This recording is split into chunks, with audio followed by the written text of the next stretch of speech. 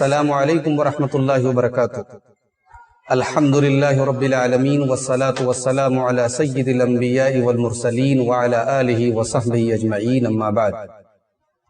محترم حضرات، lock down کے اس ماحول میں جبکہ زندگی تھم سی گئی ہے اور ہم میں سے بیشتر لوگ اپنے اپنے گھروں میں اس وقت محصور ہیں، اپنے گھروں میں پڑے ہوئے ہیں، اس وقت کو غنیمت جانتے ہوئے میں نے مناسب سمجھا کہ اس وقت کا صحیح استعمال کیا جائے، اور آج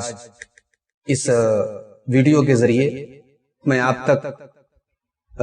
محدثین کرام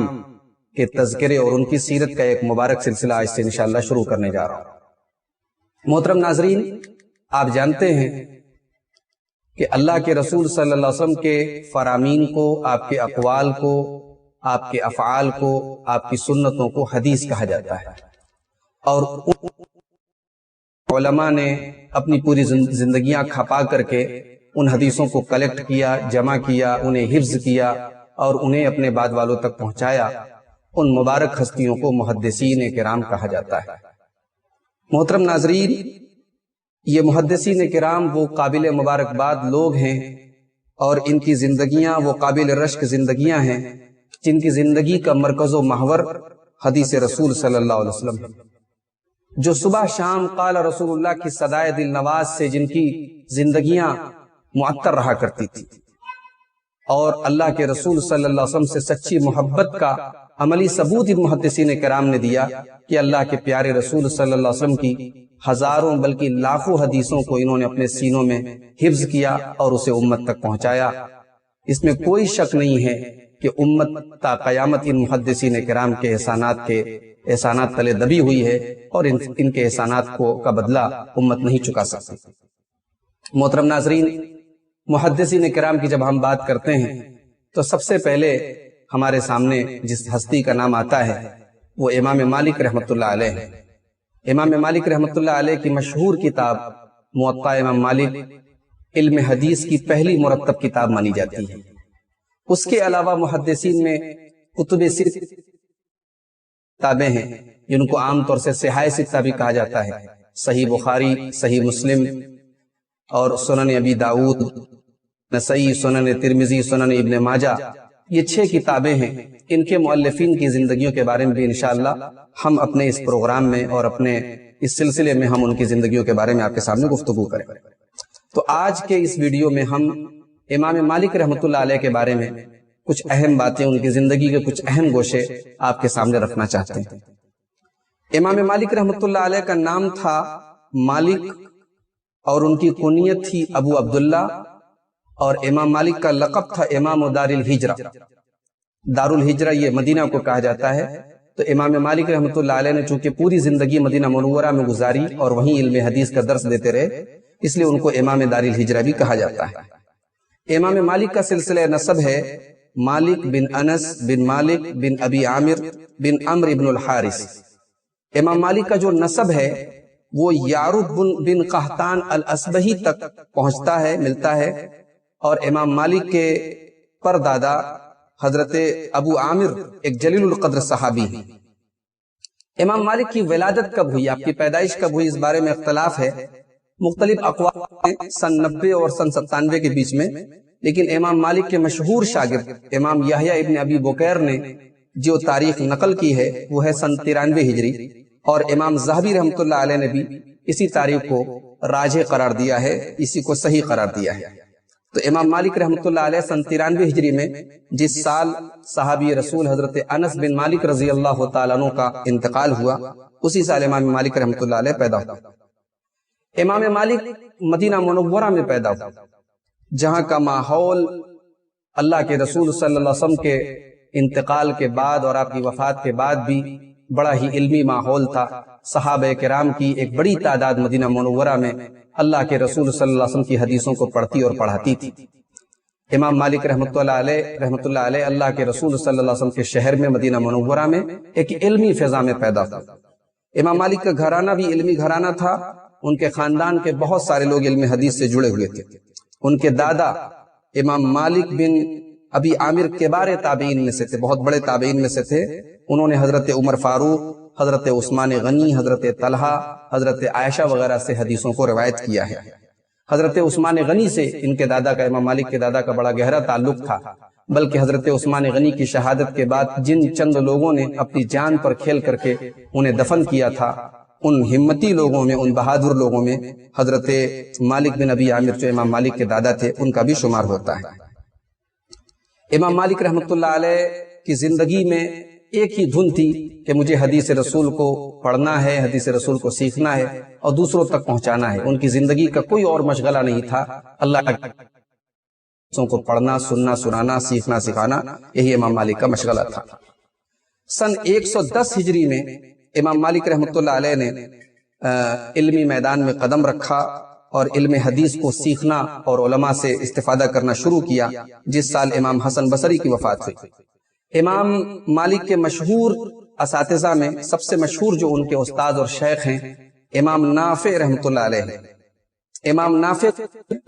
یہ صحابی رسول حضرت عبداللہ ابن عمر رضی اللہ تعالیٰ عنہ کے شاگردوں میں سے ہیں، اور ان کے آزاد کردہ غلام تھے امام نافع، اور امام نافع نے 30 سال تک مسلسل حضرت عبداللہ ابن عمر رضی اللہ تعالیٰ عنہ کی صحبت اختیار کی اور ان کی خدمت کی۔ یہی وجہ ہے کہ حضرت عبداللہ ابن عمر کے پاس جو احادیث رسول تھی ان کو سب سے زیادہ روایت کرنے والے حضرت امام نافع رحمۃ اللہ علیہ ہیں، اور امام نافع کے سب سے بہترین اور سب سے عظیم شاگرد امام مالک رحمۃ اللہ علیہ ہیں۔ اور امام مالک اور امام نافع کے بیچ میں جو گہرا تعلق تھا اس کا اندازہ آپ اس سے لگا سکتے ہیں کہ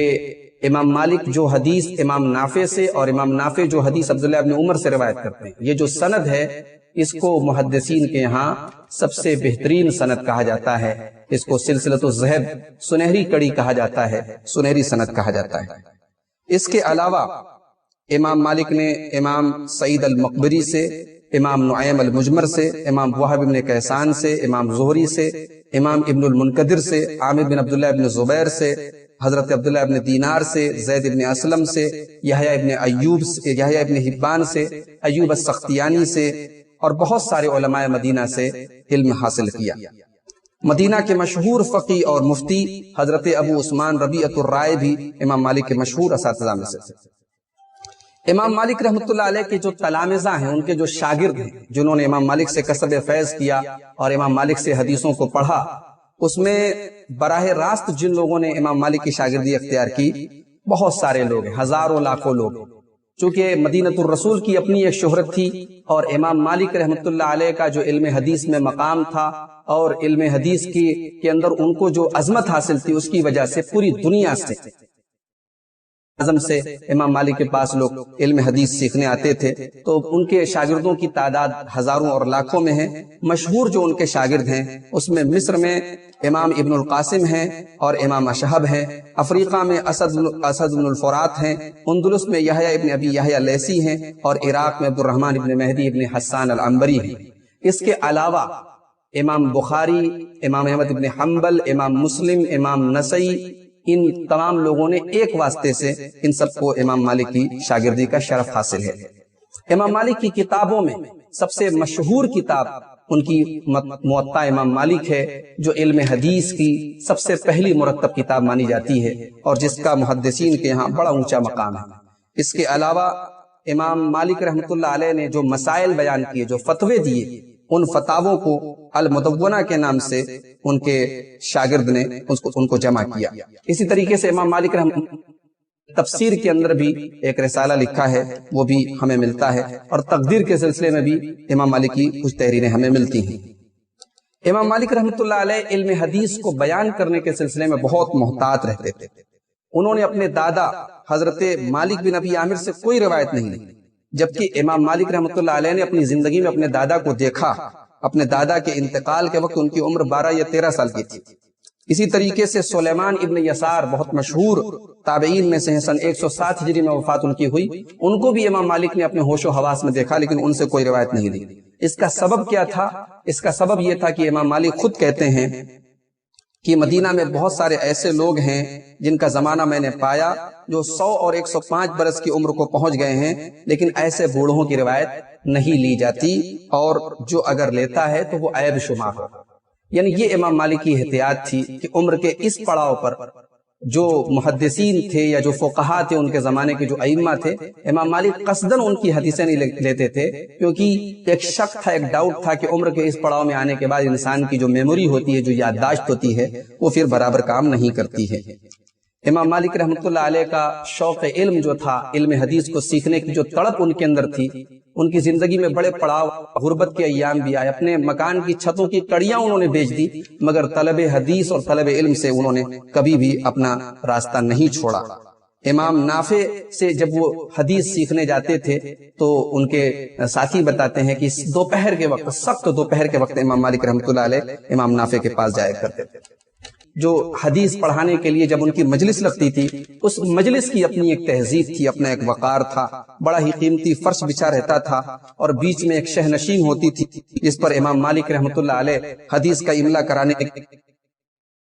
صفائی کا بڑا اہتمام ہوتا تھا، پوری مجلس میں کہیں ایک تنکا نظر نہ آئے۔ اور پھر امام مالک رحمۃ اللہ علیہ جب آتے تھے غسل کرنے کے بعد اور بہترین کپڑا پہننے کے بعد اور معطر ہو کر خوشبو سے آتے تھے، اور بالوں میں کنگھی کر کے سرما وغیرہ لگا کر کے آتے تھے، اور بڑے باادب ہو کر کے بیٹھتے تھے، اور آپ کی مجلس میں جتنے لوگ بیٹھتے تھے بڑے ادب اور وقار کے ساتھ بیٹھتے تھے۔ حتیٰ کہ محدثین کرام میں جو بڑے بڑے لوگ ہیں وہ بھی امام مالک کے پاس کبھی آتے تھے، ان کی مجلس میں مجال نہیں تھی کہ کوئی اونچی آواز میں بات کرے، بڑے ادب اور وقار کے ساتھ لوگ بیٹھتے تھے۔ امام ابو حنیفہ رحمۃ اللہ علیہ بھی ایک مرتبہ ان کے پاس آئے،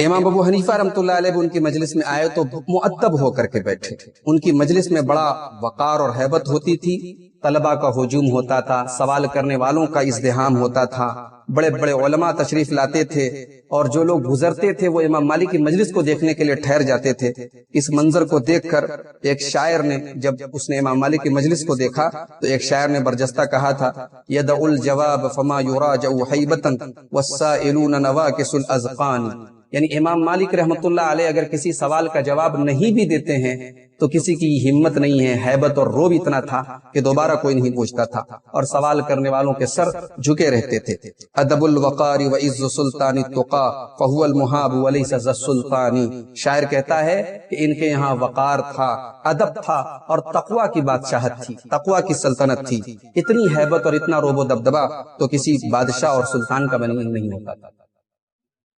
محترم ناظرین، امام مالک رحمۃ اللہ علیہ کے بارے میں جو لوگوں کے من سادات العلم، امام مالک رحمۃ اللہ علیہ علم کے شہ سواروں میں سے ایک شہ سوار ہیں، وہ امام فی الحدیث والفقہ، اور وہ حدیث اور فقہ کے امام ہیں۔ ومن مثل مالک یتبع لآثار من مضى مع عقل و ادب، اور کہتے ہیں امام مالک کے جیسا کون ہے جو عقل اور ادب کے ساتھ ساتھ اپنے سے پہلے کے لوگوں کے نقش قدم کی پیروی کرے۔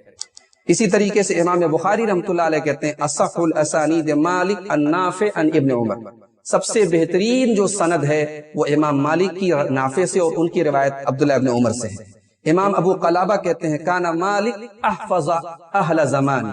اہل زمان ہی، امام مالک رحمۃ اللہ علیہ اپنے دور کے سب سے بہترین حفظ اور یادداشت کے مالک۔ محترم ناظرین، امام مالک رحمۃ اللہ علیہ حکمرانوں سے آنکھ میں آنکھ ڈال کر کے بات کرنے والے تھے، انہوں نے کبھی حکمرانوں کے غلط کو غلط صحیح نہیں کہا۔ امام مالک رحمۃ اللہ علیہ کے زمانے میں ایک مرتبہ ایک مسئلہ یہ چھڑا کہ اگر کسی انسان کے اوپر زبردستی دباؤ ڈال کے اس کو طلاق دے دے،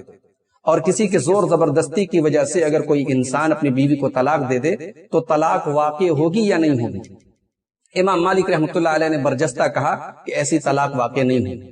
اس وقت کا جو والی مدینہ تھا، جو مدینہ کا گورنر تھا، اس نے اپنے دربار میں امام مالک رحمۃ اللہ علیہ کو بلوایا اور امام مالک کو 70 کوڑے مروائے۔ امام مالک رحمۃ اللہ علیہ کے ہاتھ جو ہے وہ شل ہو گئے، ان کے ہاتھ ان کے موڑھوں سے کندھے سے اتر گئے، مگر امام مالک رحمۃ اللہ علیہ نے اپنا یہ جو موقف تھا جس کو وہ دلائل کی روشنی میں حق سمجھتے تھے، اس موقف سے انہوں نے کوئی کمپرومائز نہیں کیا، یہاں تک کہ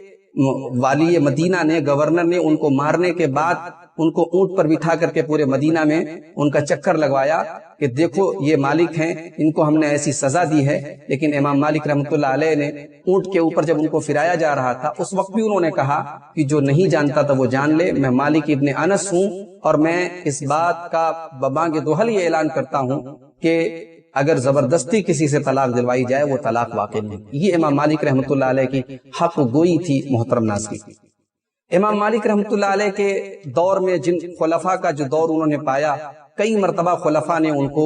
بغداد بلانا چاہا، چونکہ عباسی دور امام مالک رحمۃ اللہ علیہ نے جو زندگی کا بیشتر حصہ جو پایا اور ان کے علم حدیث پڑھانے کا جو دور تھا وہ عباسی دور تھا۔ تو خلیفہ منصور نے، اسی طریقے سے مہدی نے، خود ہارون رشید نے، ان تمام لوگوں نے کوشش کی کہ امام مالک رحمۃ اللہ علیہ کو بغداد بلوایا جائے اور ان کو انعامات کی پیشکش بھی کی، مگر امام مالک رحمۃ اللہ علیہ مدینہ چھوڑنے کے لیے تیار نہیں ہوئے۔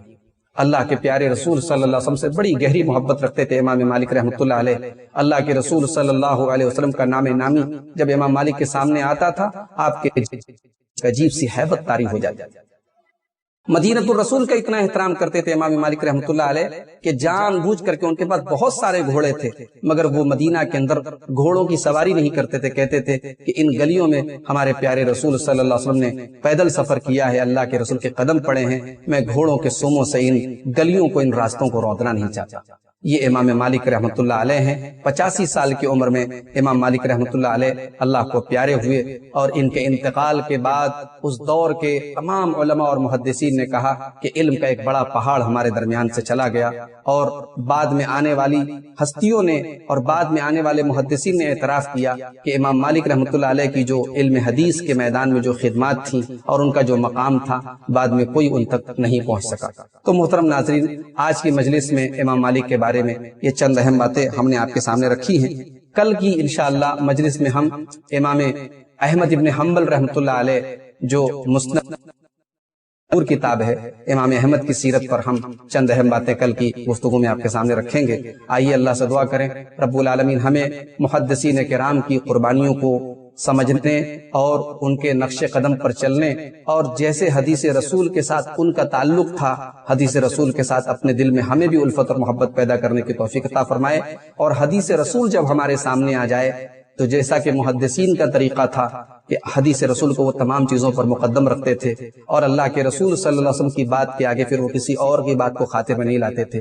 وہ مزاج اور وہ مینٹیلٹی اور وہ ذہنیت اللہ تعالی ہمیں بھی اپنانے کی توفیق عطا فرمائے۔ رب العالمین ہمیں ہر قسم کے فتنے سے، ہر قسم کے شر سے محفوظ رکھے۔ موجودہ حالات میں کورونا وائرس کی شکل میں جو یہ وبا چل رہی ہے، اللہ تعالی اس وبا سے ہم سب کی حفاظت فرمائے، آمین۔ وآخر دعوانا ان الحمد للہ رب العالمین، والسلام۔